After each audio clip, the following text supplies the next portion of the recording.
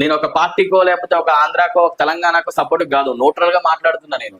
పోనీ ఇదే పవన్ కళ్యాణ్ వరదలు వచ్చినప్పుడు ఎన్నో కోట్లు, లేకపోతే మన కొండగట్టు అంజన్న గుడికి కొండగట్టు అంజన్న స్వామి గుడికి చాలా మంది చాలా ఫండింగ్స్ తెప్పడం, ఇవన్నీ జరిగినప్పుడు మరి అప్పుడు ఎందుకు మాట్లాడలే? నోట్లో అట్టకాయ పెట్టుకున్నారా?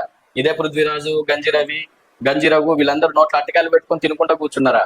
అప్పుడు ఫండింగ్ ఇచ్చినప్పుడు నువ్వెవడరా నాకు ఫండింగ్ ఇవ్వడానికి? మా తెలంగాణకి మీరు ఇస్తామని మీ జేబులో తీసిపోయారు. అది చేత కాదు, అది అసలు చేత కాదు మీకు. ఆయన ఫండింగ్ ఇచ్చినప్పుడు మాత్రం మంచోడు. ఇక్కడ అంతెందుకు, చిన్న వీడియో చూపెడతా మీకు.